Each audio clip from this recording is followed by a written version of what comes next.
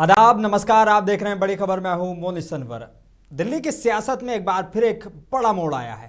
शराब नीति मामले में राउज एवेन्यू कोर्ट ने पूर्व मुख्यमंत्री अरविंद केजरीवाल और पूर्व उप मुख्यमंत्री मनीष सिसोदिया को सीबीआई केस में अदालत से बरी कर दिया है। अदालत ने कहा, चार्जशीट में गंभीर खामियां हैं, आरोप ठोस सबूतों से साबित होते ही नहीं हैं। फैसले के बाद केजरीवाल बेहद भावुक हो गए, रोते हुए नजर आए। बोले कि जिंदगी भर ईमानदारी कमाई है। सीबीआई ने कहा कि वो दिल्ली हाई कोर्ट में इसके लेकर अपील करेगी। लेकिन सवाल बड़ा है, तो क्या ये आम आदमी पार्टी की नैतिक जीत है या कानूनी लड़ाई अभी बाकी है? क्या एजेंसियों के इस्तेमाल पर उठे सवाल और तेज होंगे? आज की बहस इसी पर। मेरे साथ मौजूद हैं भूपेंद्र यादव, भाजपा प्रवक्ता, आशुतोष मिश्रा, आम आदमी पार्टी के प्रवक्ता। आप दोनों का इस्तकबाल, बहुत बहुत शुक्रिया अपना कीमती वक्त देने के लिए। आशुतोष, सबसे पहले आपके पास। पहली बात तो ये बड़ा फैसला, और बड़ा मैं कहूँगा कि राजनीतिक दिन आज के हिसाब से, अगर इस पूरे मामले को देखा जाए तो क्या आप इसे पूरी तरह राजनीतिक साजिश की हार मानते हैं, जबकि ईडी का केस अभी बाकी है? सीबीआई केस में आपको बेशक बाइज्जत बरी कर दिया गया।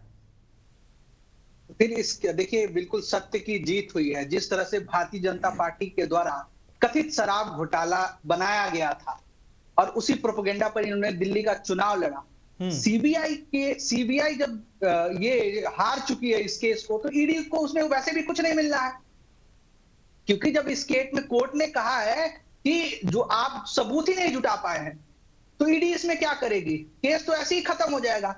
पर देश ने आज देखा है कि भारतीय जनता पार्टी किस तरह की गंदी राजनीति करती है, अपने विपक्ष के लोगों को परेशान करती है, ईडी सीबीआई का उपयोग करके चुनाव के वक्त उनको धराशायी करने का काम करती है। इस तरह का जो खेल भारतीय जनता पार्टी बहुत दिनों से लगातार करती हुई आ रही है, इनको शर्म आनी चाहिए और देश से इनको माफी मांगनी चाहिए। ये इस तरह की राजनीति, अपने विपक्ष के नेताओं को दबाने के लिए इस तरह की राजनीति ये लोग करते हैं। भूपेंद्र जी, बड़ा आरोप। पहली बात तो कि शर्म आनी चाहिए इनको, जिस तरीके की राजनीति ये करते हैं, और जिस तरीके के सारे मामले आज सामने आए उस तरीके से एक बार फिर बीजेपी भी घिर रही है, और साफ तौर पर ये घिर रही है कि ईडी, सीबीआई और जितनी भी एजेंसियां हैं, इनका दुरुपयोग किया जा रहा है। सीधे तौर पर ये आरोप। कोर्ट ने कहा कि सबूत जो पेश किए गए, जो चार्जशीट है, वो एक दूसरे से मैच नहीं खा रही है। कोर्ट ने यह भी कहा कि जो गवाह ने गवाही दी है और जो चार्जशीट कह रही है, वो बिल्कुल मैच नहीं खाते। यहाँ तक कि जिसको मुख्य आरोपी बनाया गया, उसको भी ये कहा गया कि हमें ये समझ में नहीं आया कि इनको मुख्य आरोपी क्यों बनाया गया। इसके अलावा अरविंद केजरीवाल, मनीष सिसोदिया समेत कई लोगों की कह रहे हैं कि साबित ही नहीं कर पाए। तो कोर्ट ने सबूतों की कमी बताई। क्या ये जांच एजेंसी की नाकामी है या प्रक्रिया की तकनीकी कमी? किस तरह से देख रहे हैं? बात ऐसा है मोनीश जी, बात ऐसा है कि मैं आपको सबसे पहले स्पष्ट कर दूं कि जमानत मिलना या किसी कोर्ट से बड़ी हो जाना, ठीक है, आदेश आ जाना क्लीन चिट नहीं होता है मेरे भाई। कोर्ट ट्रायल खत्म अभी नहीं की है, केस अभी भी विचाराधीन है।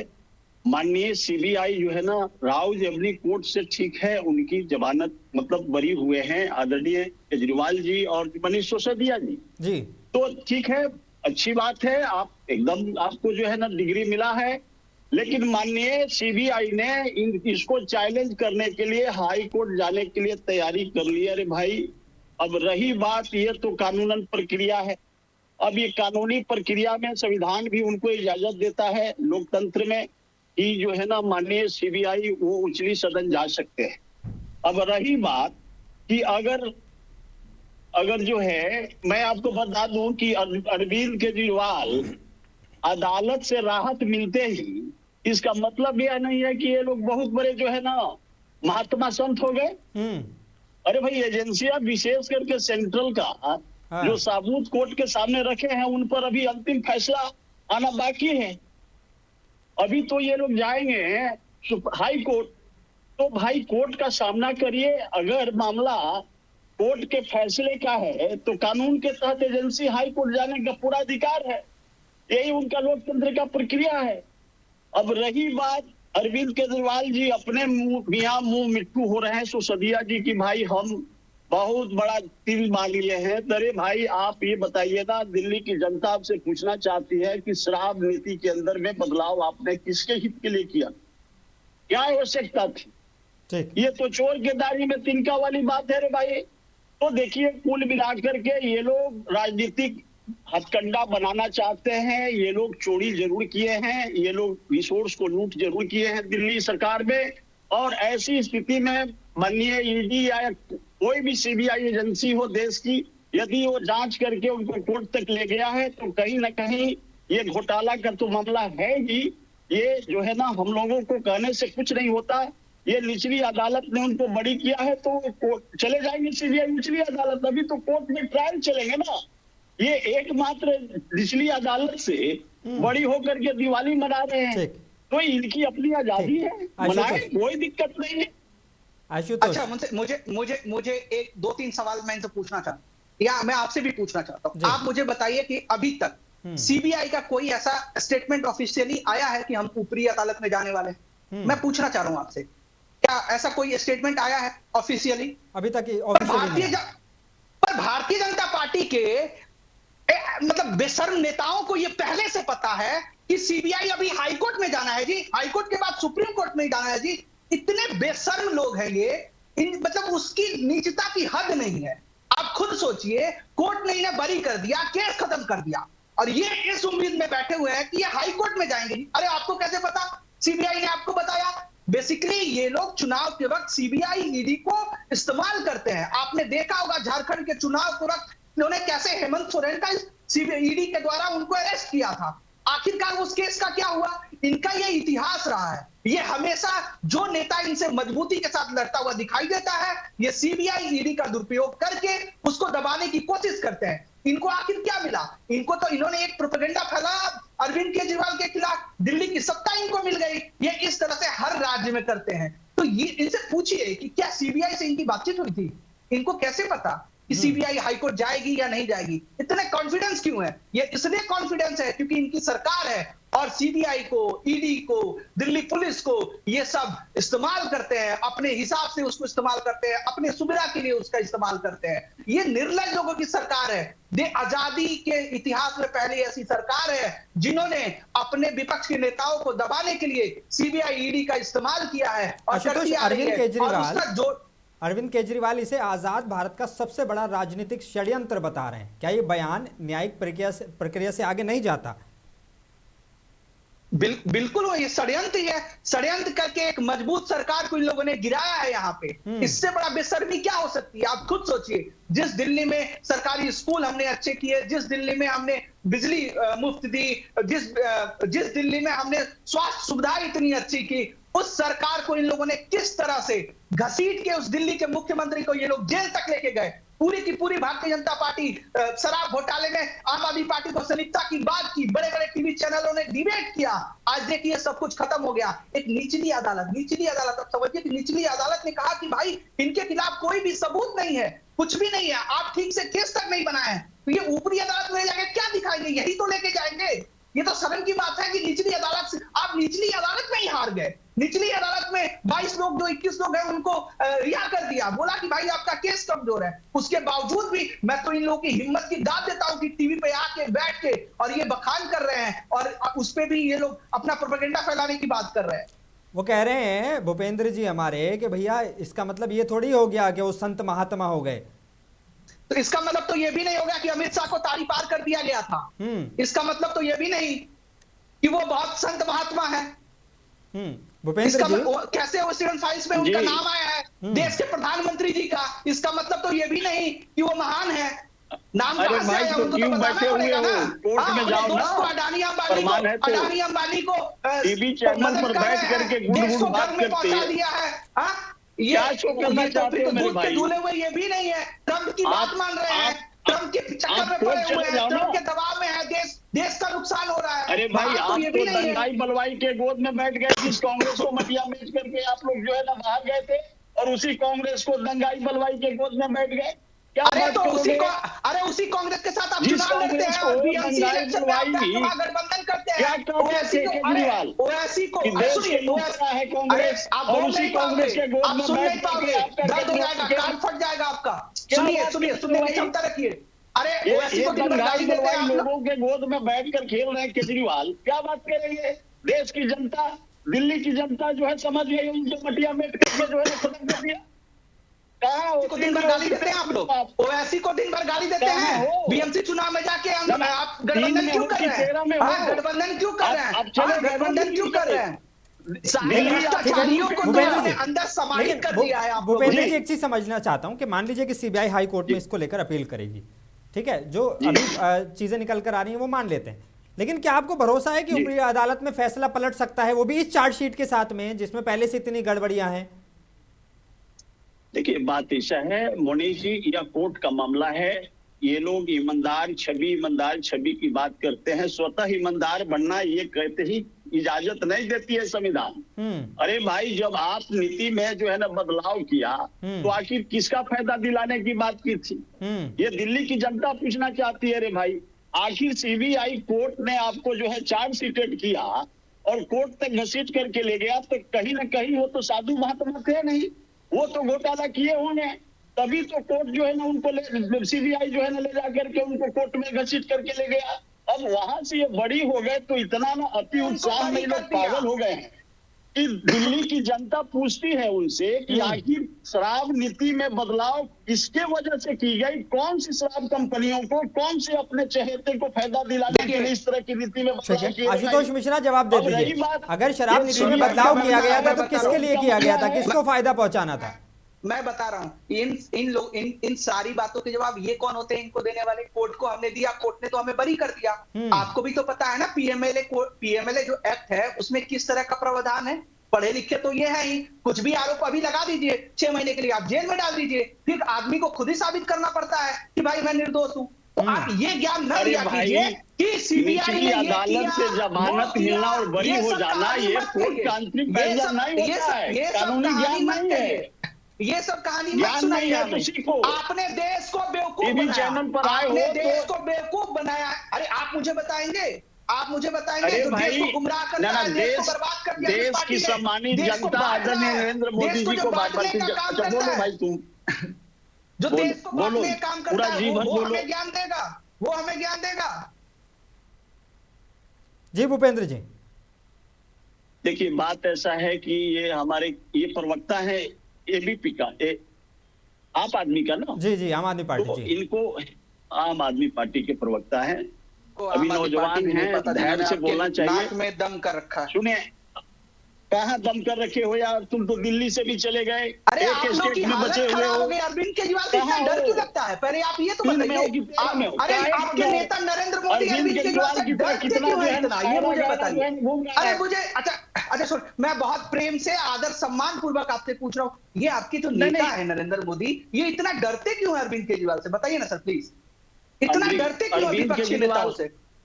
अरविंद केजरीवाल जो है ना दुनिया का सबसे भ्रष्ट है, इसीलिए हमारी सरकार जो है ना भ्रष्टाचार के साथ जो है ना कोई संबंध नहीं रखता और वैसे भ्रष्टाचारियों को अपने अंदर समाहित कर लेता है। आपकी पार्टी सारे भ्रष्टाचारियों को अपने अंदर समाहित कर लेता है। नाम रखूं क्या? कैसे भ्रष्टाचारियों को अपने अंदर आप समाहित कर लेते हैं? देखिए, आपका पढ़ा लिखा है, आप वॉशिंग मशीन लेकर रखे हुए हैं ना, बैठे हुए हैं। सुनिए ना, अरे भाई तो आपका वॉशिंग मशीन में आपका सुनिए ना, आप अपने नेता को, अपने मुखिया को बोलिए ना, हमारे मुखिया के साथ बैठ के डिबेट कर ले। अरे नरेंद्र मोदी को बोलिए ना अरविंद केजरीवाल के साथ बैठ के डिबेट कर ले। मोनीश जी कैसे प्रवक्ता बैठ डाल लेते हैं? अरे इनको थोड़ा भी साइलेंट रखने के लिए बोलिए।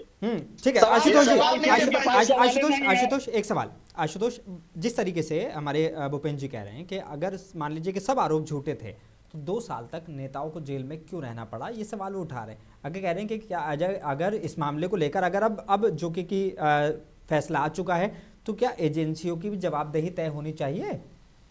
बिल्कुल तय होनी चाहिए। ये पीएमएलए एक्ट ही एक ऐसा है, इसमें भी बात होनी चाहिए, इसमें भी बदलाव लानी चाहिए।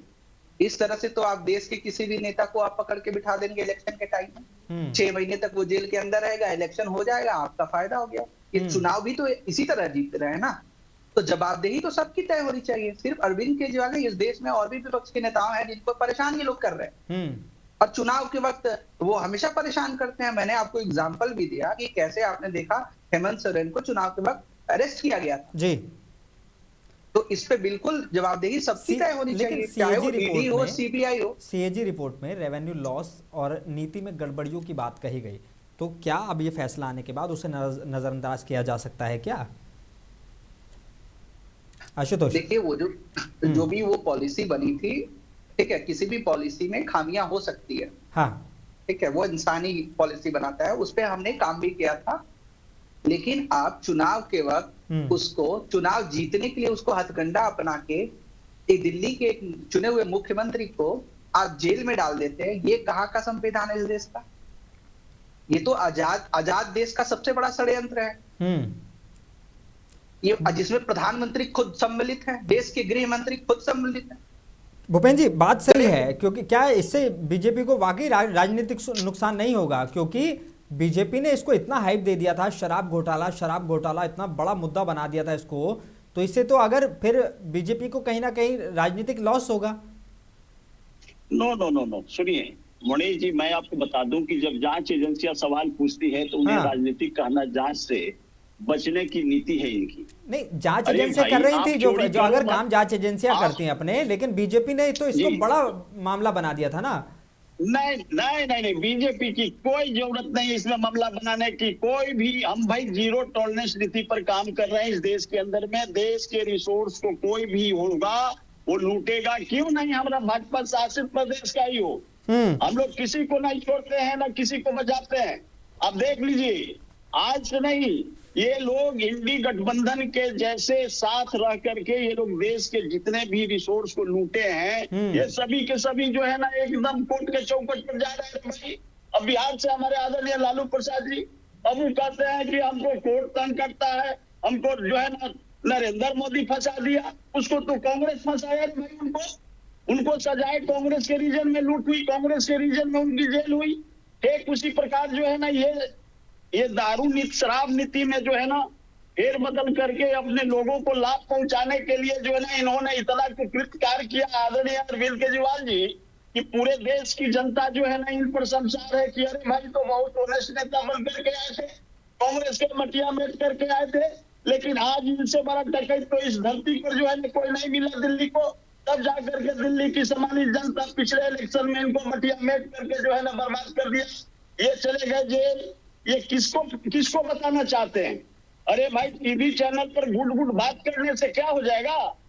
हम समझते हैं कि देश के अंदर में ये कोर्ट फैसला करती है, संवैधानिक प्रक्रिया है। इस प्रक्रिया के अंदर कोई भी सीबीआई हो, ईडी हो, वो देश के संस्थाएं हैं, वो जांच कर रही है। आशुतोष, कोई नहीं बचेगा, चाहे वो बीजेपी का राज्य क्यों ना हो।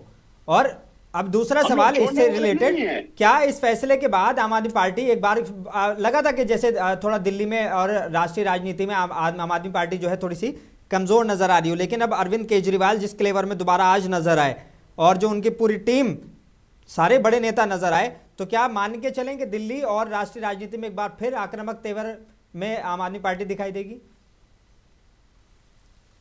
अच्छा, जब से भारतीय जनता पार्टी की सरकार बनी है, मैं शुरू से आपके बातों का जवाब देते हो जाऊं। ठीक, आप मुझे एक आध कोई मामला बताइए जिसमें भारतीय जनता पार्टी का कोई नेता को सीबीआई का छापा पड़ा है या ईडी का छापा पड़ा है। इनसे पूछ लीजिए, प्रवक्ता महोदय से।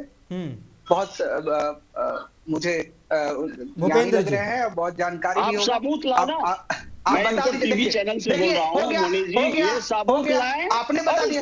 अरे तो आप अरविंद केजरीवाल के खिलाफ साबुत क्यों नहीं दे पा रहे? आपको सबूत चाहिए और अरविंद केजरीवाल के खिलाफ कोई प्रमाण नहीं है। आपके मुखिया जब चोरी में पकड़े गए, वो जेल चले गए। अरे क्या बात, ये बोलने नहीं दे रहे। अरे आपके पास प्रमाण था क्या? हो गया, खुश हो गया?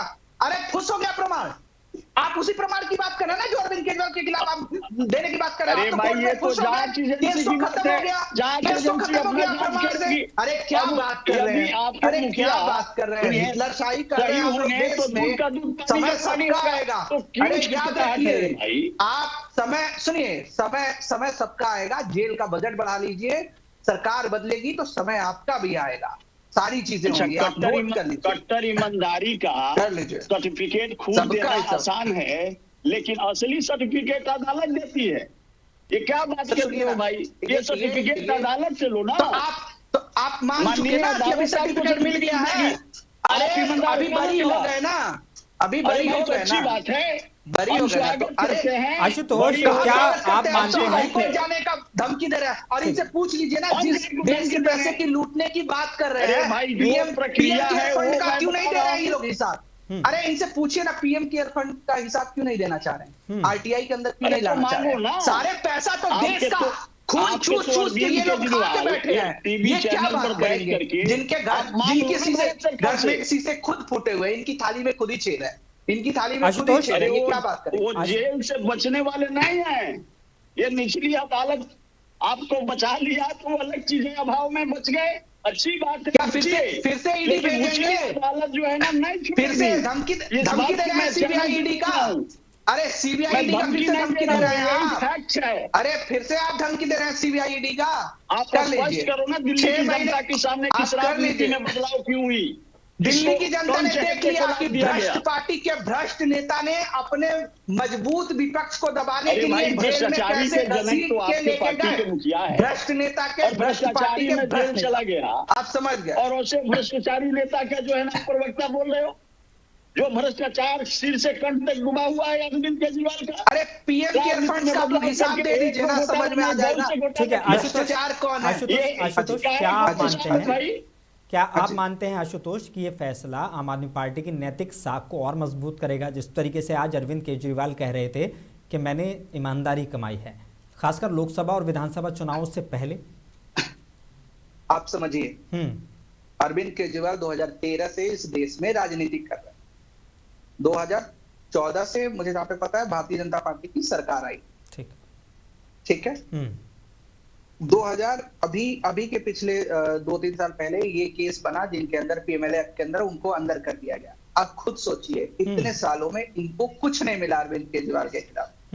तो इन्होंने क्या किया, एक झूठा केस बनाया और झूठे केस में पीएमएलए एक्ट के अंदर उनको अंदर डाल दिया। उन्हें पता था कि 1 साल तक खींच के तो ले ही चले जाएंगे, ट्रायल खेल के, क्योंकि उस केस में दम था नहीं। कितने दिनों तक खींच पाएंगे? आपको भी पता है कि सीबीआई ने और ईडी ने जब कोर्ट में दलीलें दी थी तो बार बार समय मांगते थे कि हमें और समय दिया जाए, हम ये डायरी तैयार कर रहे हैं, हम ये साक्ष्य यहां से लेके तमिलनाडु तक पता नहीं कहां छान पाए। अगर थोड़ा भी, अगर कुछ भी इन्हें मिला होता ना, या सच्चाई होती ना, तो ये अब तक अरविंद केजरीवाल को खत्म कर दिए होते। अरविंद केजरीवाल एक बहुत ही ईमानदार आदमी है और उन्होंने ईमानदारी से अपने काम को किया है और दिल्ली के जनता के बीच में अपने विचारों को लाके रखा है और दिल्ली को लोगों ये काम किया है। उस एक ईमानदार आदमी की छवि को इन लोगों ने बिगाड़ने का काम किया। उसी चीज को उन्होंने बोला ये देश का सबसे बड़ा आजाद देश का षड्यंत्र इन्होंने रचा कि कैसे अरविंद केजरीवाल के ईमानदार वाली छवि और आम आदमी पार्टी के ईमानदार वाली छवि पे दाग लगाया जाए, जिसमें ये काफी सफल रहे और दिल्ली में ये जीत के आए। लेकिन कोर्ट को हम लोग, कोर्ट का माननीय जज साहब का हम धन्यवाद करना चाहते हैं कि जिस तरह की राजनीति भारतीय जनता पार्टी ये कुकर्मी राजनीति करती है उसका उन्होंने पर्दाफाश कर दिया है, क्योंकि ईडी और सीबीआई के पास कुछ था नहीं और समय देने का मतलब नहीं बनता था, इसलिए उन्होंने केस को ही खत्म कर दिया।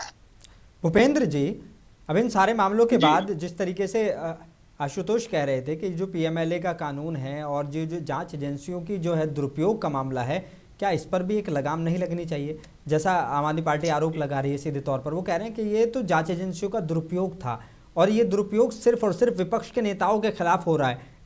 भाजपा प्रवक्ता बता दें कि एक भी पक्ष के नेता के खिलाफ इस तरह का कुछ भी मामला हुआ है? नहीं, मैं मुनीष जी आपको बता दूं, ईडी जो है ना हमारा देश का और सीबीआई एक संस्थाएं हैं जो करप्शन करने वाले लोग हैं उनको जो है ना पकड़ करके जेल को डालती है।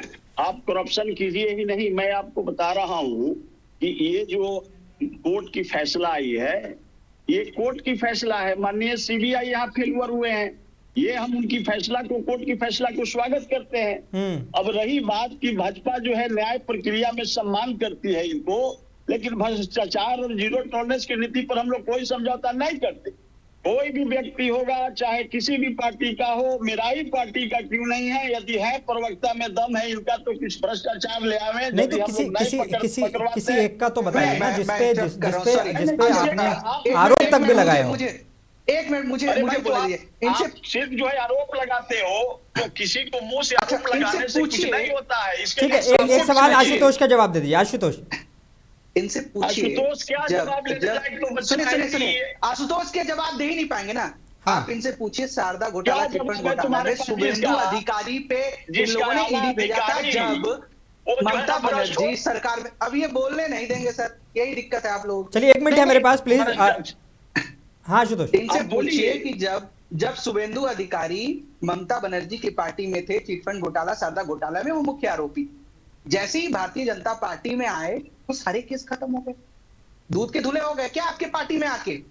इनसे पूछिए जो हेमंत बिस्वा वो है पानी घोटाले में, जल घोटाले में अभियुक्त थे, माननीय शरद पवार जी के जो बच्चे अजीत पवार जी दिवंगत हो गए, अभी वो नहीं है, उनको इन लोगों ने क्या क्या कहा था, चक्की पीसिंग, अट्टा पीसिंग, 300 करोड़ की घोटाले, इनको उन लोगों ने इनके साथ गठबंधन में सरकार में, सब बात छोड़ दीजिए। ओवैसी को ये दिन भर ये लोग गाली देते हैं और महाराष्ट्र में आपने देखा बीएमसी इलेक्शन में किसी एक जगह उन्होंने गठबंधन की बात की। भूपेन जी तो छोटा सा जवाब बात करेंगे। भूपेन जी देखिए, मैं बता दूं मुनीष जी, आपके चैनल के माध्यम से बताता हूं कि भारतीय जनता पार्टी आदरणीय नरेंद्र मोदी जी के नेतृत्व में कोई भी भ्रष्टाचारी नहीं बचेंगे, चाहे शुभेंदु अधिकारी क्यों ना हो।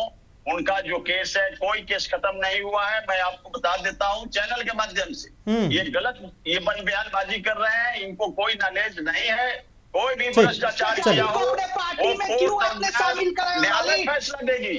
अरे भ्रष्टाचारी को क्यों अपने पार्टी में शामिल किया आपने? अरे भ्रष्टाचारी को क्यों शामिल किया आपने? परिवर्तन करो। अरे भ्रष्टाचारी को क्यों शामिल किया आपने? ठीक है आशुतोष, अरविंद केजरीवाल से बड़ा कोई भ्रष्टाचारी इस देश में हुआ क्या? वो ठीक है आशुतोष भूपेन जी बहुत बहुत शुक्रिया। आशुतोष बहुत शुक्रिया, मेरे पास वक्त की कमी है, मैं आप दोनों से माफ़ी चाहता हूं और सवाल नहीं ले पाऊंगा। तो अदालत का फैसला आ गया है, लेकिन जो सियासी बहस है वो अभी जारी है। एक तरफ आम आदमी पार्टी इसे सत्य की जीत बता रही है, दूसरी तरफ सीबीआई अपील की तैयारी में है। क्या ये केस भारतीय राजनीति में एजेंसियों की भूमिका पर नई बहस छेड़ेगा या अदालत की अगली सीढ़ी पर कहानी बदल जाएगी? सवाल कई हैं, जवाब आने बाकी हैं। मैं हूं मोनिश सनवर, देखते रहिए मुंसिफ टीवी आधा।